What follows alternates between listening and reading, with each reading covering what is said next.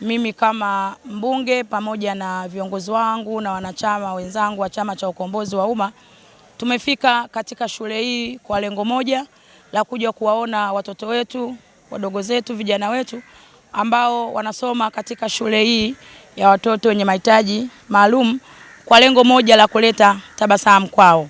Wote tunafahamu tuko kwenye kipindi cha mfungo wa Ramadhani, lakini mfungo wa Kwaresma, na siku chache zijazo tutakwenda kusherekea hizo siku kuu mbili. Sasa mimi kama mbunge ambaye pamoja na mambo mengine ni jukumu langu kuhakikisha kwamba masuala ya kijamii yanayohusiana na jamii yangu inayonizunguka iliyoniamini na kunichagua, basi napata faraja na furaha kwenye kipindi hiki cha sikukuu.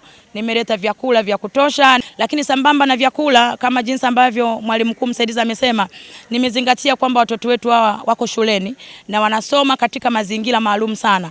Kwa hiyo nimebeba vifaa ambavyo vitakwenda kuwasaidia watoto wetu kurahisisha wanafunzi wao, lakini hata ufundishaji wa walimu kwa maana ya madaftari, kwa maana na mambo kadha wa kadha, nimeyaleta kwa lengo la kuleta tabasamu. Mheshimiwa Rais wa Jamhuri ya Muungano wa Tanzania amekuwa ni kinara wa kushusha na kuleta tabasamu kwa Watanzania. Sasa na sisi na mimi kama mbunge, bila kujali itikadi ya chama changu, lazima niunge juhudi za kuleta tabasamu, kwa sababu kama siwezi kuleta tabasamu kwa wananchi wangu, sasa nilete kitu gani zaidi ya tabasamu? Lakini nimekutana na mambo mengine ambayo kwanza nilikuwa siyafahamu na sikuja nikiwa na yafahamu.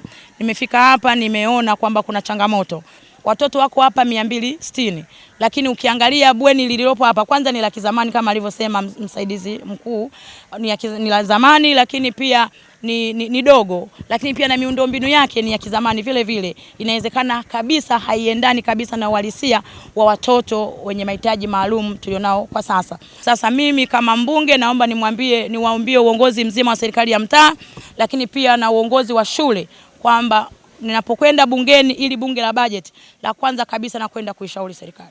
Kwanza nitakwenda kukaa na waziri mwenye dhamana, lakini pili ndani ya bunge nitakwenda kupeleka ombi langu maalum kabisa kwa ajili ya shule hii, ili kwa kweli kwa udharura wake wajengewe bweni ili watoto wetu waweze kusoma katika hali ya usalama. Na ninaamini serikali itakuwa sikivu katika jambo hili, kwa sababu ni wajibu wake kuhakikisha wanamlinda mtoto wa aina hii ambaye ni mtoto mwenye mahitaji maalum.